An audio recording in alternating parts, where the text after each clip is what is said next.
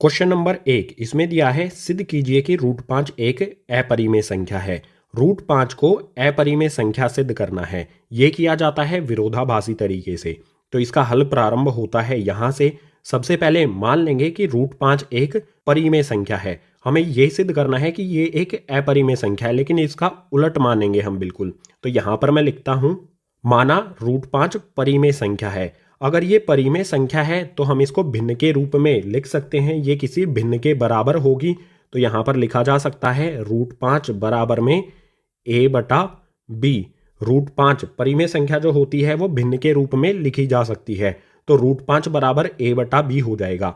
और कंडीशन क्या होती है कि a और b इन दोनों का एक के अलावा कोई भी अन्य उभयनिष्ठ गुणनखंड नहीं होगा। या फिर ये भी कह सकता हूं कि a और b ये दोनों सहभाज्य संख्याएं हैं। लिख देता हूं इन दोनों के सामने, a और b सहभाज्य हैं। a और b का कोई भी उभयनिष्ठ गुणनखंड नहीं है। अब b यहाँ पर भाग में है, इसको इधर लेके जाएंगे तो रूट 5 के साथ ये हो जाएगा गुना। यहाँ पर आ जाएगा हमारा रूट 5 20 के साथ गुना में, और बराबर में बचेगा a। अब जो भी हमारा ये समीकरण आया है इसमें दोनों तरफ हम वर्ग कर देंगे, यानी कि पावर 2 लगा देंगे। इस तरफ भी पावर 2 लगाएंगे और इस तरफ भी पावर 2 लगाएंगे। पावर 2 का अर्थ होता है वर्ग। हल करते हैं। रूट 5 का वर्ग यानी कि पावर 2। पावर 2 से ये रूट कट जाएगा, बचेगा यहाँ पर 5। ये 5 आ गया। अब b का भी वर्ग है, b पे भी पावर 5 लगेगी, सॉरी पावर 2 लगेगी। b की पावर 2 हो जाएगा ब्रैकेट हटाने पर, बराबर a का वर्ग यानी कि a की पावर 2। ब्रैकेट हटाएंगे तो हमें प्राप्त होगा a की पावर 2। अब जो हमारा ये समीकरण आया है इससे हम क्या निष्कर्ष निकाल सकते हैं कि जो a का वर्ग a की पावर 2 है ये इस 5 से विभाजित होगी। कैसे होगी? क्योंकि देखो 5 को b के वर्ग में गुना करने पर बनता है a का वर्ग, यानी 5 से हम a वर्ग को विभाजित कर सकते हैं। 5 a वर्ग को विभाजित करेगा। अगर 5 a वर्ग को विभाजित करेगा तो 5 a को भी विभाजित करेगा। ठीक है, ये निष्कर्ष हम निकाल सकते हैं। जो भी हमारा निष्कर्ष है यहाँ पर लिख देता हूं इसके सामने। 5 a की पावर 2 यानी कि a वर्ग को विभाजित करता है तो 5 a को भी विभाजित करेगा। ये मैंने आपको भाग 1 परिचय में बताया था। ये हमारा हो गया निष्कर्ष नंबर पहला। इसके बाद देखो, ध्यान से देखो, 5 a को विभाजित करता है, यानी कि अगर a के गुणनखंड किए जाएंगे तो उसमें कहीं ना कहीं 5 हमें प्राप्त होगा। 5 के अतिरिक्त हमें कुछ भी प्राप्त हो सकता है। ठीक है, उसे हम लिख देते हैं c। c यहाँ पर हमारा क्या होगा? c यहाँ पर हमारा एक धनात्मक पूर्णांक है। c हमारा 1 भी हो सकता है, 2 भी हो सकता है, 3 भी हो सकता है। इसके अतिरिक्त कोई भी संख्या हो सकती है। ठीक है, लिख देता हूं यहाँ पर c कोई धनात्मक पूर्णांक है। a के गुणनखंड में हमें 5 गुना में c मिलेगा। c कोई भी धनात्मक पूर्णांक। तो जो हमारा ये a का मान है 5c, इसको हम पुट करेंगे इस वाले समीकरण में a के स्थान पर। इस a के स्थान पर मैं रखूंगा 5c। तो इस समीकरण को यहां पर लिखता हूं मैं। यहां पर हमारा 5b वर्ग ऐसा का ऐसा बराबर में a का वर्ग। a का वर्ग a के स्थान पर मैं रखूंगा 5c। तो यह आ जाएगा 5c। a का वर्ग है तो इसका भी वर्ग हो जाएगा। हल करते हैं। 5b वर्ग ऐसा का ऐसा आएगा, बराबर में यहां पर है 5c, इस पे लगी है पावर 2। 5 की पावर 2 यानी कि 5 गुना में 5 जो हो जाएगा 25, और c की पावर 2, c की पावर 2 ही रहेगी। अब यहां पर देखो 5 के पहाड़े में 5 भी आता है और 25 भी आता है, तो हम काट सकते हैं। 5 से 25 को हम काटेंगे 5 पर। हमें क्या प्राप्त हुआ? यहां पर b वर्ग बराबर में 5c वर्ग। जो हमारा ये समीकरण आया है, इस समीकरण से मैं क्या निष्कर्ष निकाल सकता हूं? b स्क्वायर, b का वर्ग जो है ये 5 से विभाजित होगा, क्योंकि b का वर्ग बना कैसे है? 5 गुना में c के वर्ग से, यानी 5 b स्क्वायर को b की पावर 2 को विभाजित करेगा। अगर 5 b की पावर 2 को विभाजित करेगा तो 5 b को भी विभाजित करेगा। इस समीकरण से ये निष्कर्ष निकाला जा सकता है। जो भी निष्कर्ष है इसके सामने लिख देता हूं। 5 b की पावर 2 को विभाजित करता है तो 5 b को भी विभाजित करेगा। ये हो गया हमारा निष्कर्ष नंबर दूसरा। अब ध्यान से पहले और दूसरे निष्कर्ष को एक साथ देखेंगे तो हमें पता चलेगा कि 5 ए को विभाजित करता है और 5 बी को भी विभाजित करता है। यानी इन दोनों को इकट्ठा देखने पर पहले व दूसरे निष्कर्ष से मैं क्या कह सकता हूं कि 5 ए और बी इन दोनों को विभाजित करता है। यहां पर लिख देता हूं। पहले और दूसरे से हमने ये निष्कर्ष निकाल लिया कि 5 ए और बी दोनों को विभाजित करता है। लेकिन शुरू में क्या था?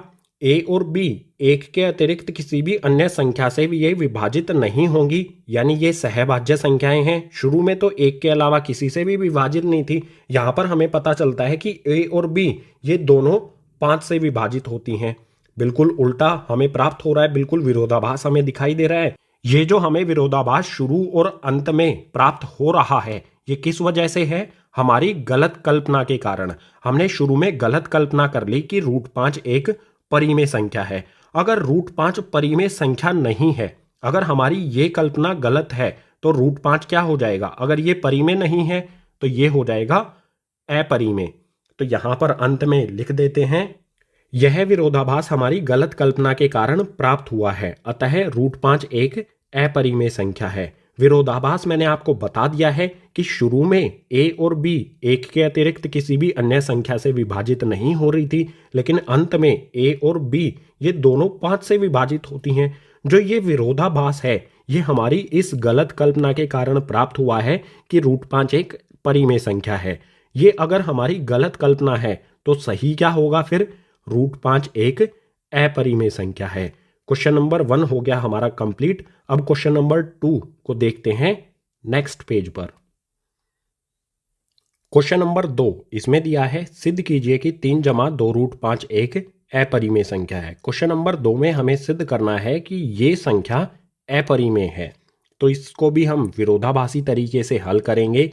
हल प्रारंभ होता है यहाँ से। सबसे पहले जैसे क्वेश्चन नंबर 1 में हमने माना था, बिल्कुल उसी प्रकार से हमें अपरिमेय सिद्ध करना है, लेकिन हम मान लेंगे कि 3 जमा 2 √5 परिमेय संख्या है। सबसे पहले स्टेप में हमने ये मान लिया। अगर ये परिमेय संख्या है तो मैं इसको इस प्रकार से लिख सकता हूँ, 3 जमा में 2 √5 बराबर में a बटा b, और a और b का यहाँ पर एक के अतिरिक्त कोई भी अन्य उभयनिष्ठ गुणनखंड नहीं है। या फिर ये भी कह सकता हूँ a और b एक के अतिरिक्त किसी भी अन्य संख्या से विभाजित नहीं होती है, यानी ये सहभाज्य हैं। यहाँ पर लिख देता हूँ a और b सहभाज्य हैं। अब क्या करेंगे नेक्स्ट स्टेप में, जो हमारा ये 3 है इस तरफ जमा का है, दूसरी तरफ इसको लेके जाएंगे। 3 को दूसरी तरफ भेज देंगे तो यहाँ पर हमारे पास बचेगा 2 √5 बराबर में a बटा b, ऐसा का ऐसा आ जाएगा। उस तरफ 3 हो जाएगा जाकर घटा का 3, यहाँ पर जमा का है, इस तरफ आके घटा का।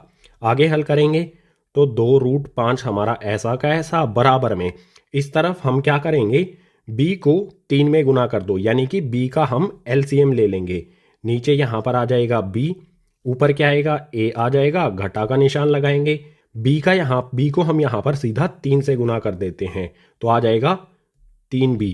अब बिल्कुल सिंपल, हम इस 2 को भी दूसरी तरफ भेज देंगे। 2 यहाँ पर √5 के साथ गुना में है, दूसरी तरफ भेजेंगे तो हो जाएगा भाग में। इस तरफ बचेगा हमारे पास √5, बराबर का निशान लगाएंगे, आ जाएगा हमारा a घटा में 3b और बटे में b ऐसा का ऐसा। 2 यहाँ पर गुना में दूसरी तरफ भेजेंगे तो नीचे चला जाएगा, यहाँ पर आ जाएगा भाग में। ठीक है, अब यहाँ से हम क्या निष्कर्ष निकाल सकते हैं? जो हमारा ये समीकरण आया है, इस b को हटा के एक बार थोड़ा सा ऊपर लिख देता हूँ ताकि सही तरह से दिखाई दे। ये जो हमारा समीकरण है, इससे क्या निष्कर्ष निकाल सकते हैं? जो हमारी ये संख्या है a घटा में 3b बटे में 2b, इसमें a और b जो भी हमारी परिमेय संख्या होती है, अटे बटे में होती है, ऊपर नीचे भिन्न के रूप में होती है, उसमें ऊपर वाली संख्या और नीचे वाली संख्या ये पूर्णांक होती हैं। तो यहाँ पर ये a, ये वाला b और ये वाला b, ये सभी पूर्णांक हैं। यहाँ पर मैं लिखता हूँ, इस संख्या में a और b पूर्णांक हैं। तो जो हमारी ये संख्या है a घटा में 3b बटे 2b, ये वाली संख्या यह परिमेय होगी। ये वाली संख्या परिमेय, लेकिन हमें पता है कि √5 अपरिमेय संख्या है। क्वेश्चन नंबर 1 में हमने सिद्ध कर दिया था √5 एक अपरिमेय संख्या है। ये अपरिमेय संख्या और ये परिमेय संख्या, क्या कभी भी कोई अपरिमेय संख्या बराबर होगी परिमेय संख्या की? नहीं होगी। ऐसा गणित का कोई भी नियम नहीं है जिसमें कोई भी अपरिमेय संख्या बराबर हो परिमेय संख्या के। तो यहां पर हमें विरोधाभास प्राप्त हो रहा है। यहां पर एक अपरिमेय संख्या बराबर है परिमेय संख्या के। ये विरोधाभास हमें क्यों प्राप्त हो रहा है? क्योंकि हमने शुरू में गलत कल्पना कर ली कि 3 जमा 2√5 एक परिमेय संख्या है। ये हमारी गलत कल्पना है। तो सही क्या होगा कि 3 जमा 2√5 एक अपरिमेय संख्या है। यहां पर लिख देंगे अंत में, यह विरोधाभास हमारी गलत कल्पना के कारण प्राप्त हुआ है, अतः 3 जमा 2√5 एक अपरिमेय संख्या है। विरोधाभास क्या है मैंने आपको बता दिया था, दोबारा से सुन लो। ये एक अपरिमेय संख्या है, हमें पता है ये एक अपरिमेय संख्या है √5। क्वेश्चन नंबर 1 में हमने सिद्ध कर दिया था। एक अपरिमेय संख्या कभी भी बराबर नहीं होती है परिमेय संख्या के, लेकिन यहां पर तो ये दोनों बराबर हैं। ये विरोधाभास हमारी इस गलत कल्पना के कारण हुआ है। अगर 3 जमा 2√5 परिमेय नहीं है तो क्या होगा? 3 जमा 2√5 एक अपरिमेय संख्या होगी। ये हो गया हमारे क्वेश्चन नंबर 2 का हल। अब क्वेश्चन नंबर 3 को देख लेते हैं आगे वाले पेज पर। क्वेश्चन नंबर 3 इसमें दिया है, सिद्ध कीजिए कि निम्नलिखित संख्याएं अपरिमेय हैं। क्वेश्चन नंबर 3 के कुल 3 भाग हैं, तीनों भाग में हमें संख्याएं दी गई हैं। इस प्रकार से जो संख्या दी गई है हमें सिद्ध करना है कि ये संख्या अपरिमेय है। तो इसका हल प्रारंभ होता है यहां से। पहले भाग में हमें संख्या दी है 1/√2। सबसे पहला स्टेप आपको पता ही है, जो भी हमें संख्या दी गई है उसको हम मानेंगे। माना 1/√2 परिमेय संख्या है, बिल्कुल उल्टा मान लेना है। अगर ये हमारी संख्या परिमेय है जैसा कि हमने माना है तो हम इसको a/b के रूप में लिख सकते हैं। तो मैं यहां पर लिख दूंगा 1/√2 बराबर a/b, और यहां पर a और b जो हमारी संख्याएं हैं ये सहभाज्य हैं। लिख देते हैं यहां पर इसके सामने a और b सहभाज्य हैं, यानी कि इनका कोई भी उभयनिष्ठ गुणनखंड नहीं है। अब b को इस तरफ 1 में गुना कर देंगे और √2 को इस तरफ a में गुना कर देंगे। क्रॉस में हम इस तरह से गुना कर देंगे। यहां पर b को 1 में गुना करूंगा तो ये आ जाएगा यहां पर हमारा b, बराबर में √2 को a से गुना करूंगा तो यहां पर आ जाएगा √2a। अब सीधा हमें क्या करना है, जो भी हमारा ये समीकरण आया है इसका हम वर्ग कर देंगे, दोनों तरफ पावर लगा देंगे, दोनों तरफ 2 यानी कि स्क्वायर कर देंगे।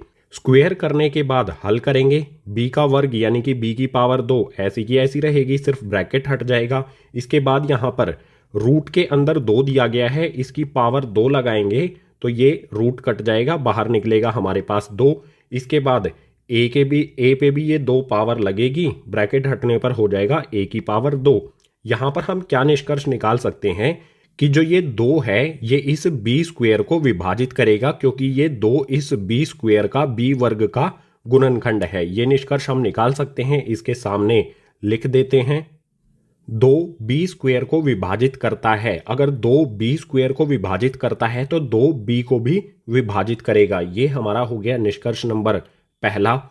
अब जो हमारा ये b है हम इसको किस तरह से लिख सकते हैं? ये हमारा b है, इसके गुणनखंड किस रूप में होंगे? यहां पर मैंने लिखा b बराबर में 2 तो इसके गुणनखंड में आएगा ही आएगा, 2 के अतिरिक्त इसका कोई भी अन्य और उभयनिष्ठ और भी गुणनखंड हो सकता है। 2 तो होगा ही होगा, 2 के अलावा और भी गुणनखंड हो सकता है जिसे हम c लिख सकते हैं। c यहां पर हमारा कोई भी पूर्णांक है, यानी कि c का मान 1 2 3 4 5 6 7 कुछ भी हो सकता है। लिख देते हैं c यहां पर पूर्णांक है। c हमारा कोई पूर्णांक है, 2 के अलावा इसका कोई भी अन्य गुणनखंड होगा जिसको हमने c लिख दिया। अब जो हमारा ये b का मान है 2c, इसको हम पुट करेंगे इस b के स्थान पर, हम रख देंगे इसका मान 2c। यहाँ पर b का वर्ग है, b के स्थान पर मैं रखता हूँ 2c, b का वर्ग है तो इसके मान का भी हो जाएगा वर्ग, बराबर में 2a और वर्ग ऐसा का ऐसा। अब यहाँ पर इसे हल करो, ब्रैकेट को हल करो, 2 पे पावर 2 लगाएंगे यानी कि 2 गुना 2 ये हो जाएगा 4, और c का वर्ग ऐसा का ऐसा आ जाएगा, इक्वल्स टू में आ जाएगा 2a की पावर 2।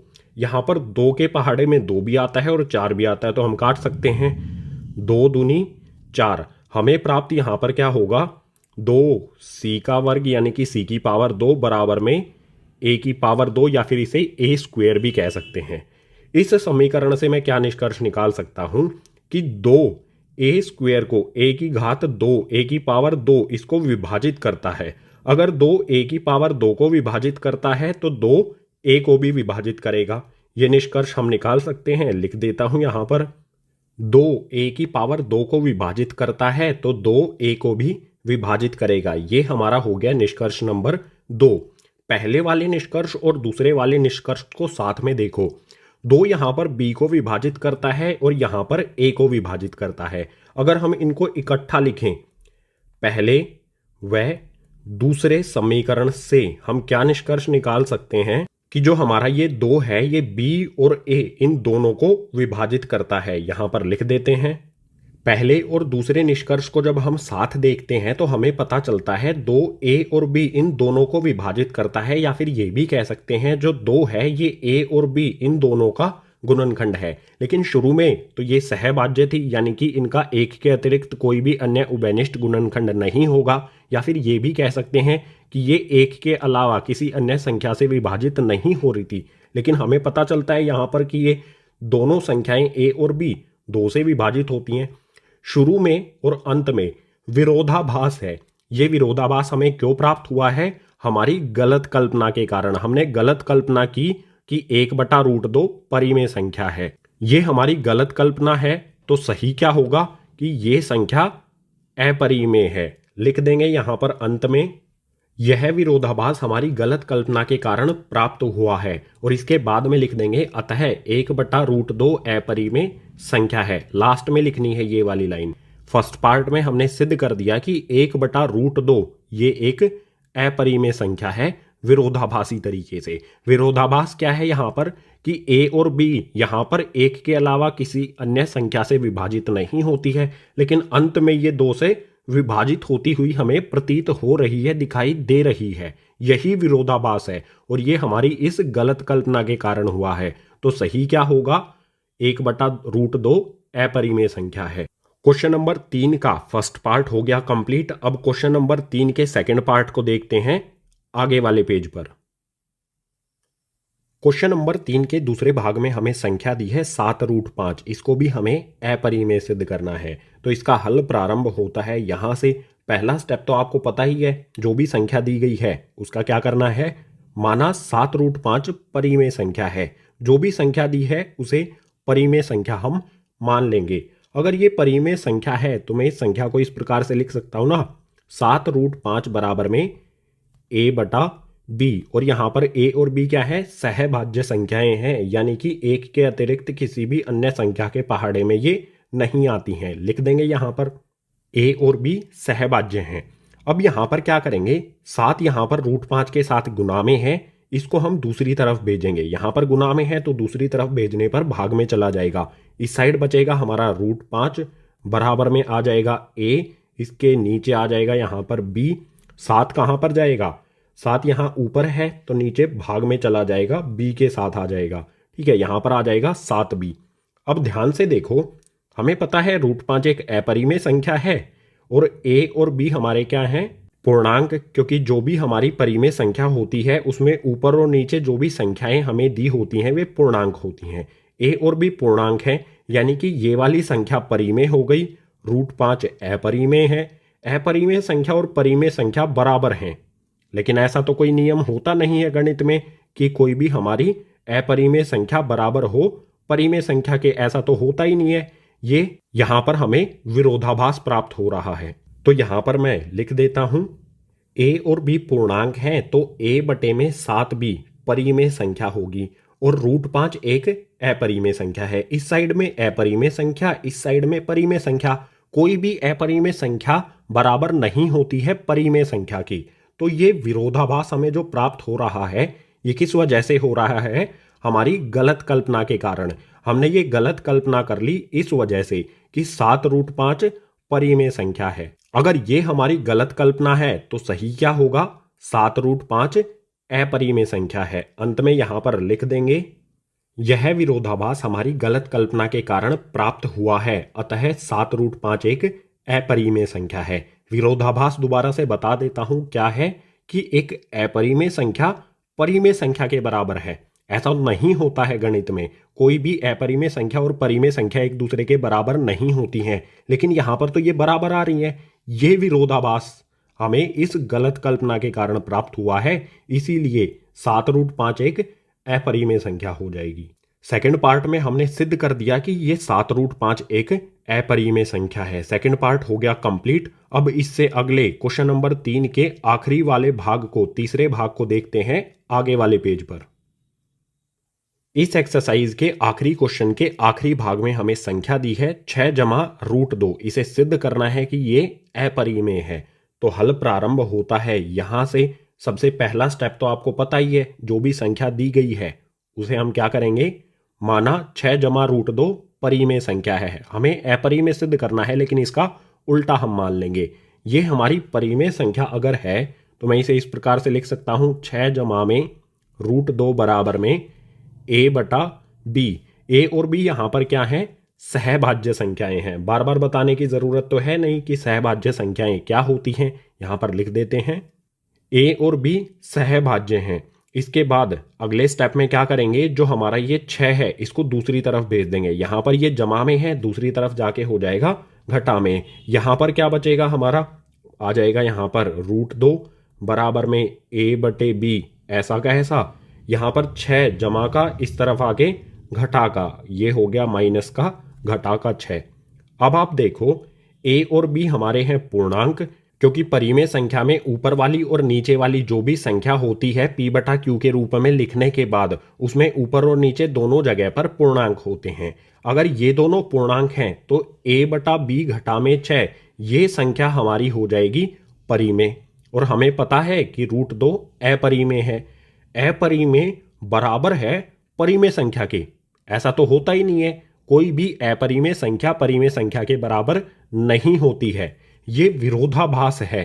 तो यहां पर मैं लिखता हूं a और b पूर्णांक हैं तो a/b घटा में 6 परिमेय संख्या होगी, और √2 एक अपरिमेय संख्या है। कोई भी अपरिमेय संख्या बराबर नहीं होती है परिमेय संख्या की। तो ये विरोधाभास क्यों आया, ये दोनों बराबर क्यों हुई, ये हमारी गलत कल्पना के कारण। यहां पर हमने गलत कल्पना कर ली कि 6 जमा √2 परिमेय संख्या है।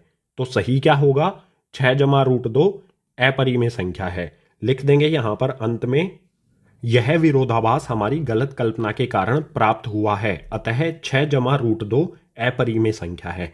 विरोधाभास दोबारा से बता देता हूं क्या है, कि कोई भी अपरिमेय संख्या परिमेय संख्या के बराबर नहीं होती है, लेकिन यहां पर ये दोनों बराबर हैं। ये विरोधाभास हमारी इस गलत कल्पना के कारण हुआ है। तो सही क्या होगा, 6 जमा √2 अपरिमेय संख्या है। क्वेश्चन नंबर 3 हो गया हमारा